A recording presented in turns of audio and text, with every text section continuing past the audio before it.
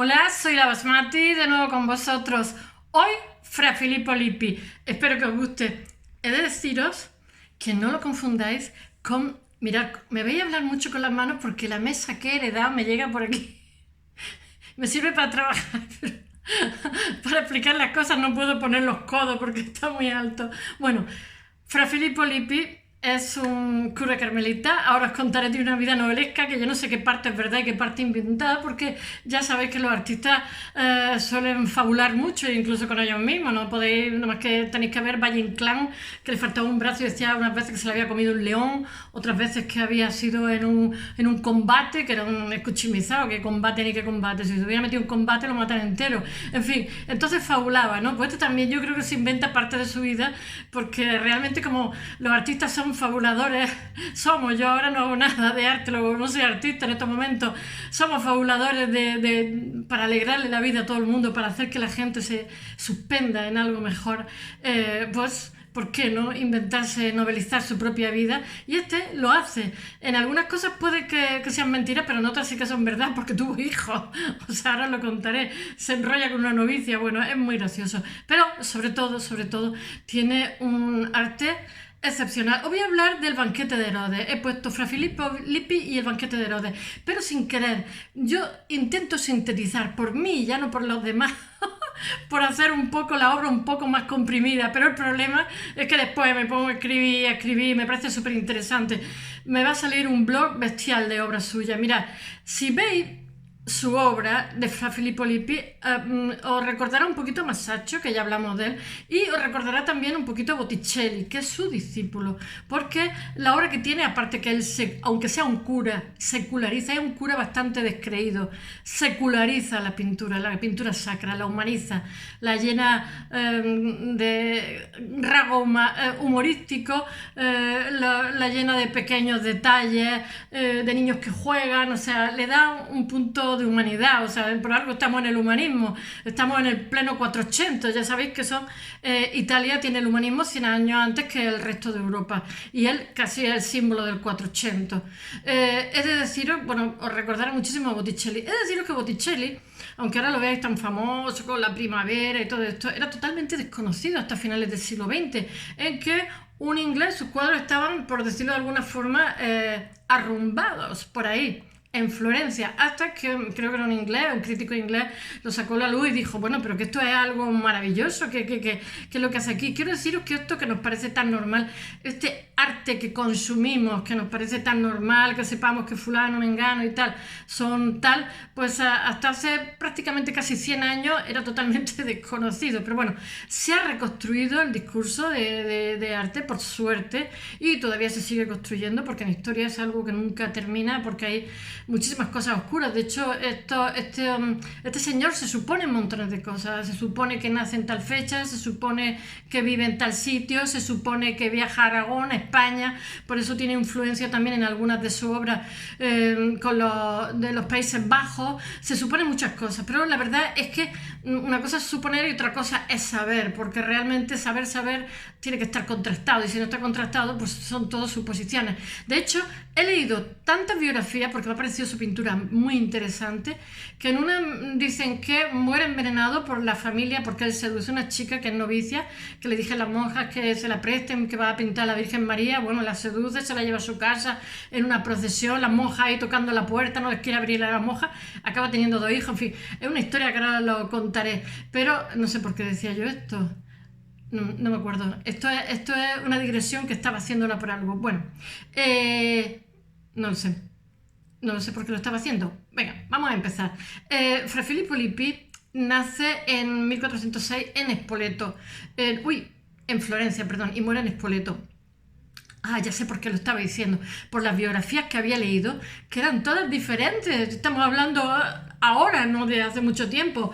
En una decían que la familia de la novia, como había tenido 2 hijos, había engendrado 2 hijos en Barraganía, que se decía antiguamente, estaba despechada y lo envenenan. En otra, porque él es un monje descreído, no es como Fra Angelico, que rezaba, era todo espiritualidad, no. Este es un monje porque es pobre, además lo dice, y tiene amantes y cosas de estas. Y no se sabe si su muerte, he leído en un sitio que es porque la familia de ella, que son de tejido de seda, comerciantes de tejido de seda al por menor, son gente modesta, enfadados de lo que ha hecho con la chica, porque la chica es una menor de edad, que la ha seducido, que le ha engendrado 2 hijos, siendo ella monja, y bueno, ella era una novicia, que la habían metido ahí, tampoco tenía ganas de ser monja, o sea, a la fuerza, sencillamente una boca menos. Y él también, pues, que lo envenena a la familia de ella. He leído otra versión de la muerte de este señor que tiene un amante que despechada lo envenena porque es su amante de siempre.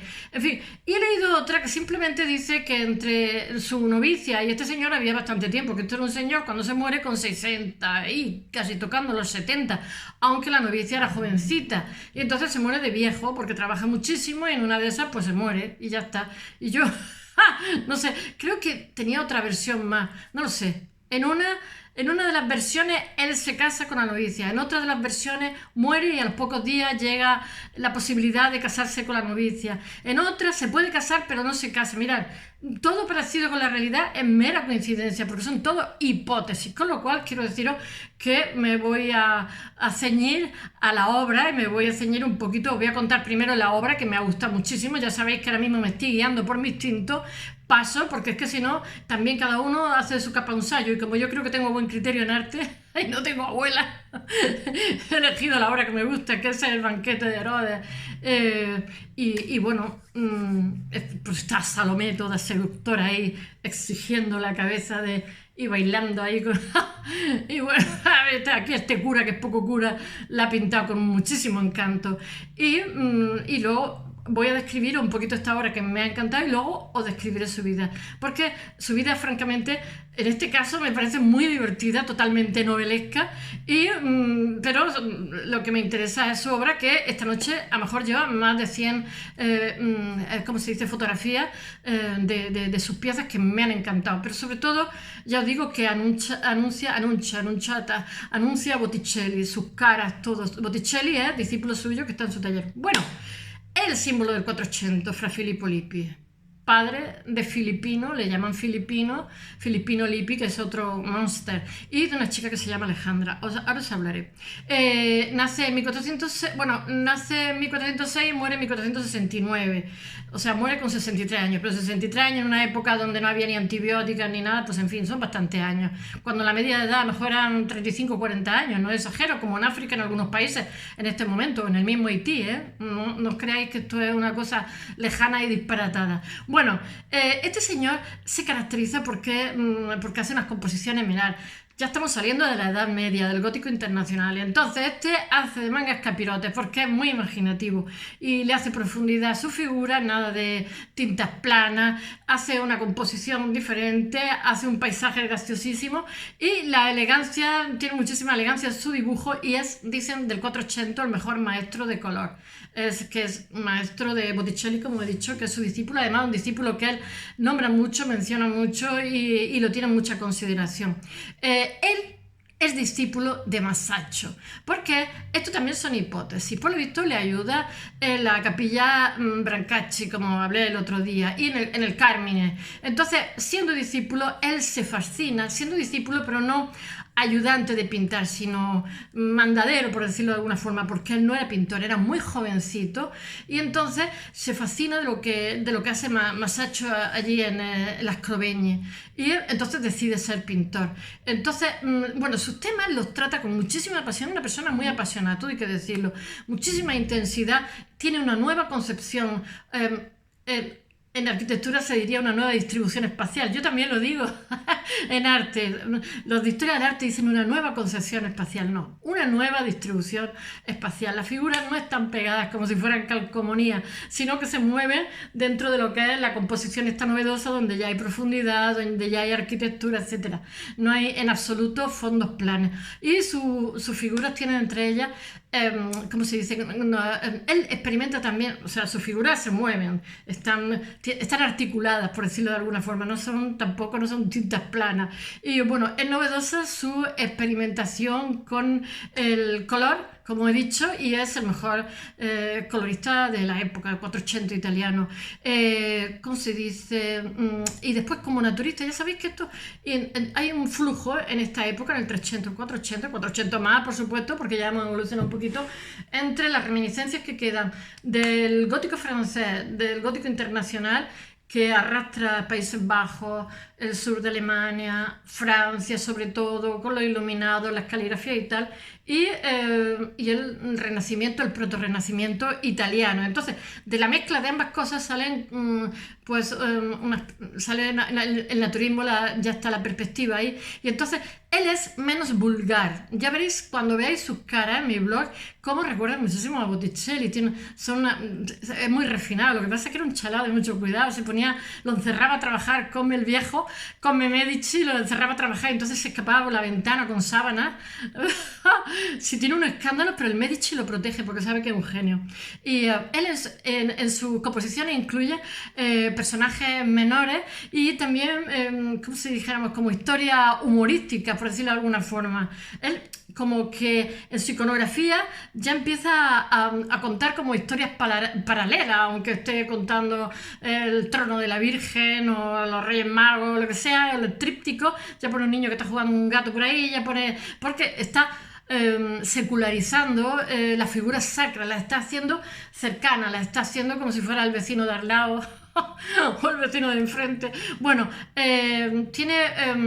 porque seculariza y que sus obras son un poquito menos cristianas ñoñas que las de Fra Angelico y las de Masaccio. Bueno, he dicho ñoñas, pues son dos genios, como que diría yo, como menos pasivas. Él humaniza el arte religioso y sus piezas, toda su obra crea un discurso propio y está en continua evolución. Ahora tengo que hablaros del banquete de Herodes que se supone que entre 1460 y 1464. Estamos hablando ya de una época, una pieza de la última época suya. Este señor pinta en madera, pinta mucho en fresco. Ya sabéis que el lienzo viene del norte de Europa, de los holandeses, y el lienzo tarda tiempo en bajar, entonces todavía está el temple por ahí, todavía está el fresco, todavía se pinta con determinados soportes. Bueno, he de deciros que está en la Catedral del Prato. En la catedral, yo siempre estoy recomendando el Prato. El Prato es un pueblo que está cerca de Florencia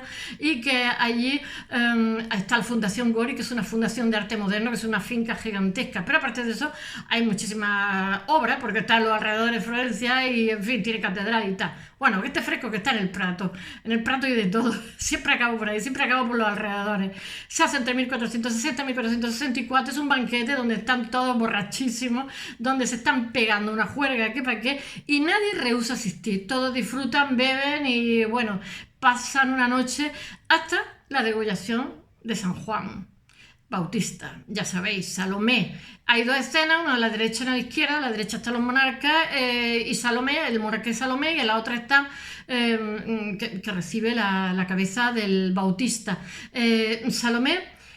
Para Salomé, este señor, que es muy moderno para la época, idea como un prototipo, un perfil femenino como muy moderno, que no tiene nada de la casta fórmula observada con anterioridad, precedente. Él ya tiene una Salomé seductora, una mujer con iniciativa, que no sé cómo deciros, que está ahí, que está viva, ¿no? Y entonces le pone arabescos, yo qué sé, una ropa muy seductora y bueno, eso inspira, eso se ha comprobado que inspira a Botticelli, lo tengo que leer, en su Judith y en La hija de Jethro, su Salomé y Botticelli. Él ya sabéis que retoma a Masaccio, esto es como una cadena, unos con otros.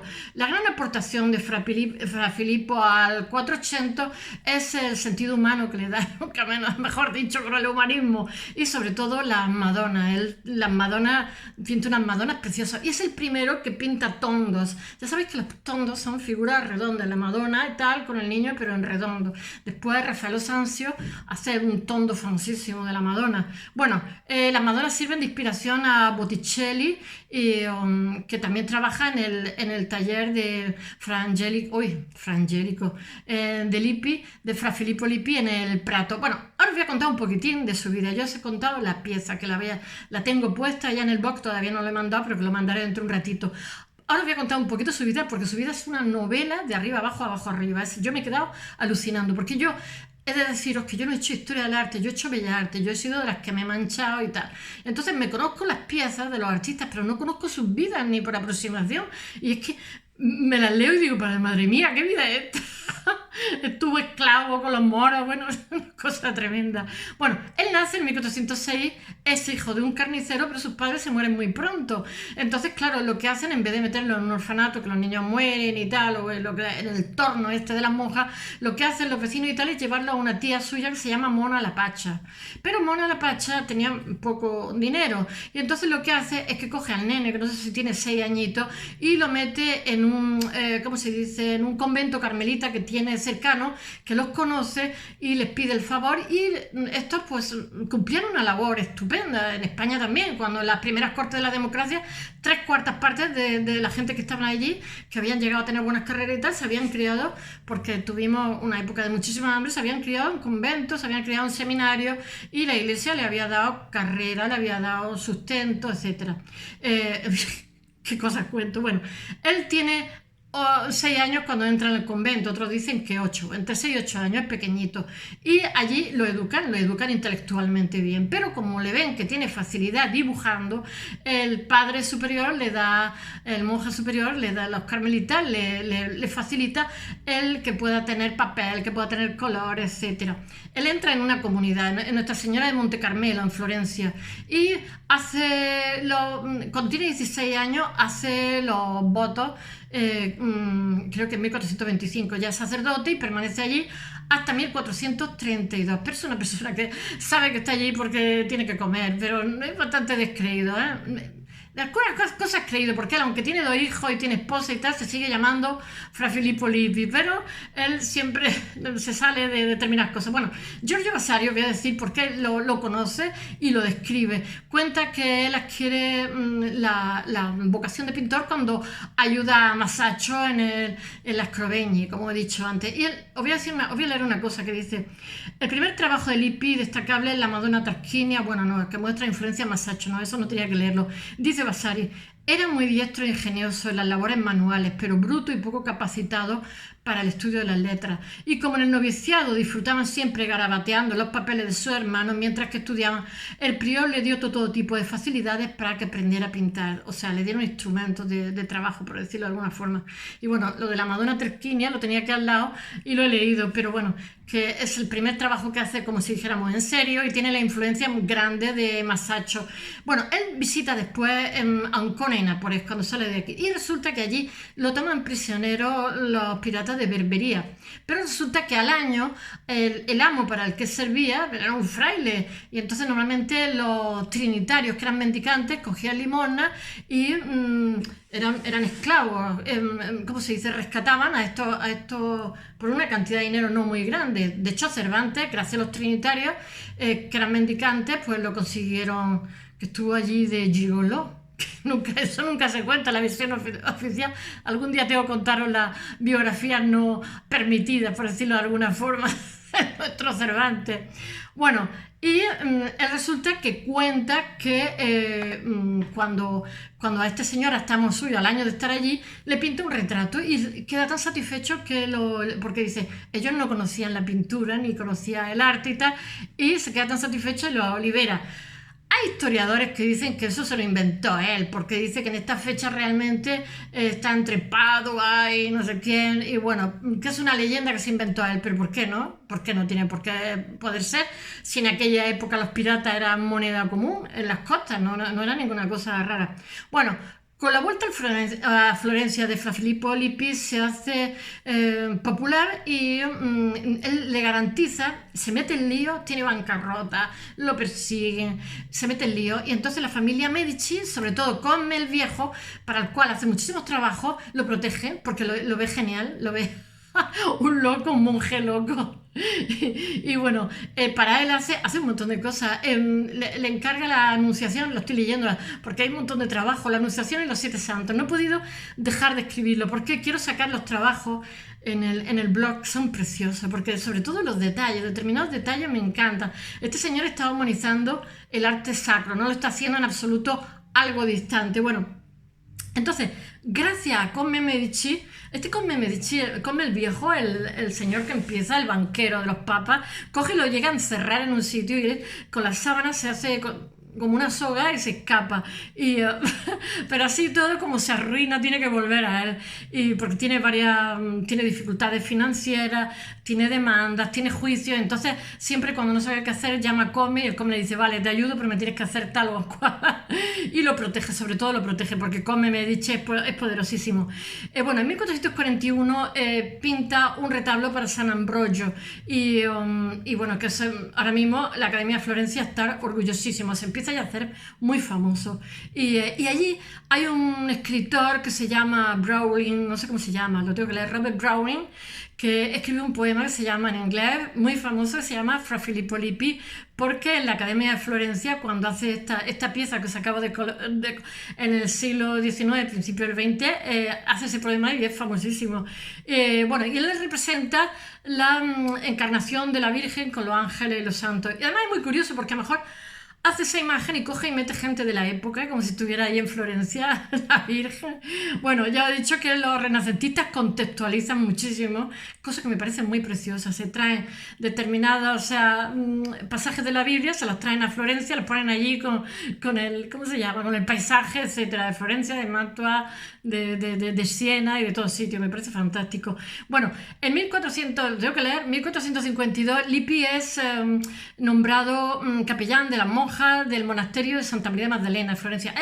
Él es un niño que ha sido muy pobre y le obsesiona muchísimo la pobreza, porque aunque tiene época de ganar mucho, se las gasta, juerguita que pagué, y siempre está pobre. Entonces, pero siempre eso le obliga a estar continuamente trabajando. Y bueno, y entonces él hace, en 1452, cuando he dicho, hace para Santa María de la Magdalena en Florencia, y que lo nombran capellán, que lo he dicho. Después, tengo que leer la fecha. 1456 se traslada a Prato, cerca de Florencia, como he dicho, a pintar los frescos del coro de la catedral. Todo eso lo he puesto en el fresco. Después, en 1450, en el fresco, en el blog. En 1458, mientras que hace este trabajo, comienza a pintar un cuadro para la capilla, y entonces el monasterio de Santa Margarita de la ciudad. Y allí conoce a Lucrezia Buti. Allí su perdición, el amor, se enamora locamente de ella. Una novicia muy jovencita, hija de un comerciante de seda llamado Francesco Buti. Entonces le pide a la hermana, por favor, que la dejen para hacer otros trabajos. Se inventa cosas, claro, y hace otros trabajos.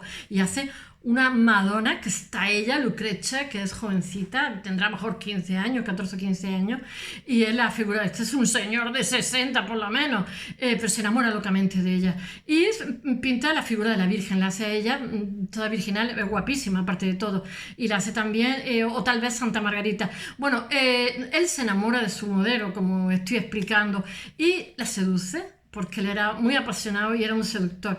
Y entonces, durante una procesión, la rapta, se la lleva a su casa y tiene una relación con ella. Y a raíz de eso, tiene al pintor Filippino Lippi, que es un pintor excepcional y genial, y a una nena que se llama Alejandra. Y entonces, él le pide al Papa, por favor, que le exima de sus votos, tanto a ella como a él, para que puedan casarse. Pero si se casaron o no, no lo sabemos, porque él era un hombre mayor y no quiere vivir en barraganía porque tiene dos nenes pequeños. Y bueno, pero la familia de ella, claro, se pone hecho una fiera. Las monjas están en la puerta diciendo que por favor la dejen salir, pero en realidad ella no quiere salir. O sea, no es que, porque un hombre nunca puede tener una fuerza como para impedir determinadas cosas. En 1957 es designado, porque era un tío inteligente, rector comendatario, rector tengo que leerlo, San Quirico de Legania, que es una de las instituciones en la que ocasionalmente ganó mucho dinero allí, pero siempre está obsesionado con ganar dinero porque siempre es pobre. Bueno, al final de la vida de Lippi, él se traslada a Spoleto, donde tiene que pintar la vida de la Virgen, creo, en el ábside de la catedral. Y bueno, esta gente también se agotaba muchísimo, porque no creáis que existía el sistema que tenemos de andamio en este momento. A lo mejor tenían que pintar, como pasó con Miguel Ángel, con la Capilla Sixtina, en unas condiciones terribles, colgados de mala manera. Bueno, y bueno, en el ábside pinta a Cristo coronando a la Virgen con ángeles, sibila y profeta. Y bueno, yo qué sé, tiene así. Se muere, y entonces como hay un compromiso contractual, porque cuando se hacen obras importantes siempre se firman unos contratos, por eso he dicho que muchas veces no se le puede adjudicar la obra, pero cuando hay unos contratos, porque es para el ayuntamiento, para la catedral, sí que se sabe con certeza que eso lo ha pintado. Y entonces lo termina, esta obra la termina su asistente, el assistant, que dicen los ingleses, los americanos también, su ayudante, que es Fra Diamante de Terranova. Anda que el nombre que tiene el cura, Fra Diamante de Terranova. Bueno, él fallece en Spoleto porque se agota el 8 de octubre de 1869. Y como he dicho antes, la causa de su muerte no se sabe, si es envenenamiento, si es vejez, no lo sabemos, la verdad. Y no sabemos tampoco si se llega a casar con Lucrecia, con la que tiene 2 niños. Y bueno, espero que os haya gustado. Mañana volvemos a la arquitectura. Os voy a contar los skyline americanos entre el año, ¿cómo era? Rascacielomanía, entre los años 30 y 40 en Estados Unidos. That's all. Hasta mañana.